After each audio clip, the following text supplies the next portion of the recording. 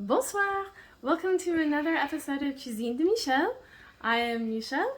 So, as I will explain, I think I'll post this video first, but then there will be a second video to go with it because this is the main dish that I'm making. In the oven up here, I actually have some roasted potatoes.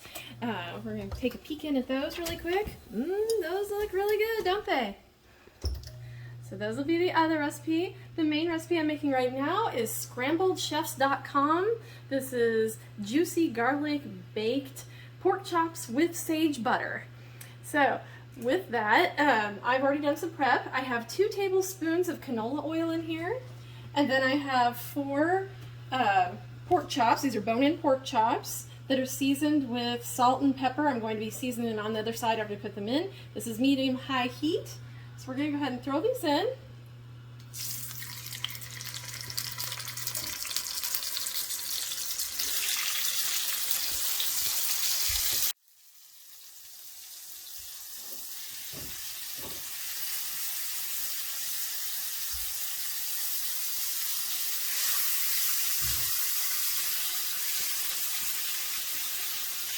And we're going to sear these on both sides for about a minute to a minute and a half just to get them seared, and then we'll be taking some other steps.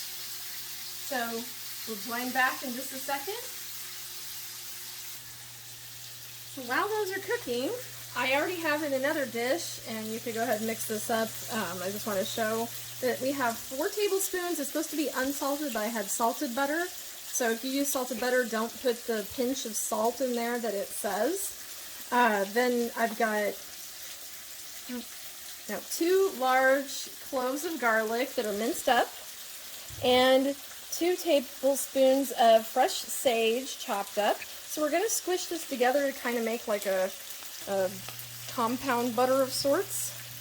And once we have that squished up, and these have cooked, we're going to be spreading this mixture on those. Okay, so my oven has heated up to 400 degrees. You're going to want that in just a second. We are going to spoon this and kind of, it says to spread it, but I'm not sure how I'm going to do that. With this, it's a little tricky. I'm just going to try to get at least an even dabble on each pork chop here, because I know it'll spread out. It's butter after all.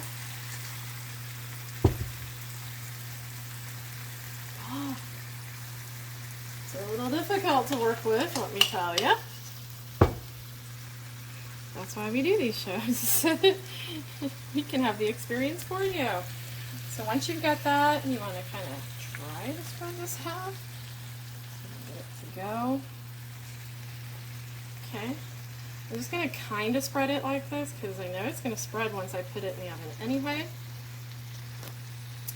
And to the pan, carefully, we're going to be adding, I actually have 3 tablespoons, and that's literally what I had left in my bottle, so I'm just going to go ahead and add this, but be careful because your pan is hot.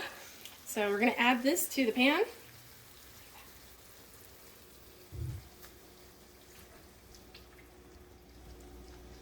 Alright, and then we're going to put it in the oven for 8 to 10 minutes. I think I'll go a little less because this recipe was intended for 1-inch thick pork chops.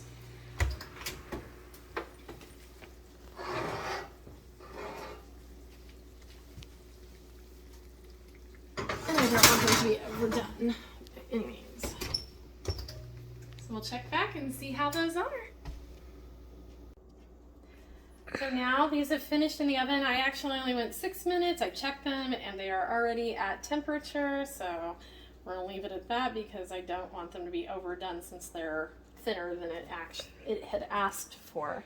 So now, to top them off at the end, it says to put 1 tablespoon of parsley and another tablespoon of sage to spread over. So I'm going to do that.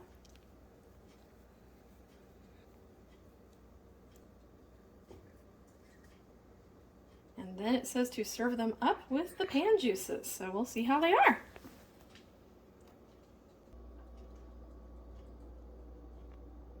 So as you can see, here's our final plating with the pork chops and the potatoes. And it looks really tasty, smells good. So I will let you know, of course, what I rate this. And as usual, thank you so much for joining me for another episode of Cuisine de Michel. Please be sure to like, share, and subscribe, and we'll see you next time. Au revoir!